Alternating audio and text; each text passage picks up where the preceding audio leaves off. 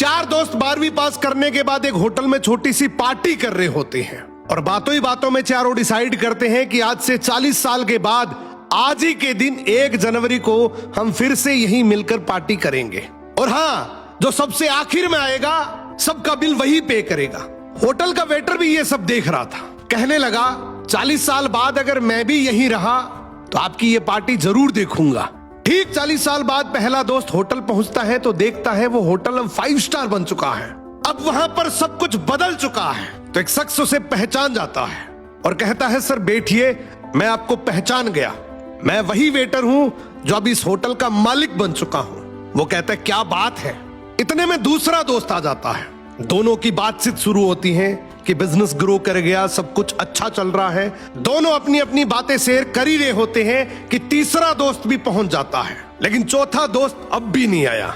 तो जो सेठ होता है वो कहता है आप ऑर्डर कीजिए, मेन्यू में खाना वगैरह सेलेक्ट कीजिए, इतने में आपका दोस्त भी आ जाएगा। अब खाना भी लग गया। वेट करते करते काफी देर हो गई। उदास मन से ये तीनों दोस्त डिनर शुरू कर देते हैं। तीनों ने डिनर कर भी लिया, लेकिन चौथा दोस्त अब भी नहीं आया। अब जब बिल देने की बारी आती है तो कहते हैं कि विकास तो शायद बहुत बड़ा आदमी बन गया, हम सबको इग्नोर कर रहा है, चलो हम ही बिल पे कर देते हैं। जैसे ही बिल पे करने के लिए काउंटर पे पहुंचे तो काउंटर का मैनेजर बोला आपका बिल तो ऑलरेडी पे हो चुका है। अब तीनों अपने चौथे दोस्त के ना आने की शिकायत करते करते होटल से बाहर निकले ही थे कि तभी एक सरकारी गाड़ी वहां आकर रुकती है। उसमें से एक लड़का उतरता है और तीनों के पैर छूते हुए कहता है मेरे पापा टीचर बन गए थे, मुझे कलेक्टर बनाने के काबिल कर दिया, लेकिन अफसोस मेरे पापा आज से 1 महीने पहले ये दुनिया छोड़कर चले गए। उन्होंने आखिरी वक्त में आपके इस वादे के बारे में मुझे बताया था और कहा था कि जब तीनों पार्टी खत्म कर ले तो उसके बाद तू वहां जाना और पेमेंट वगैरह कर देना। लड़का हाथ जोड़कर बोला मेरे पापा अब इस दुनिया में नहीं रहे, उनका वादा पूरा करने के लिए मैं आया हूं।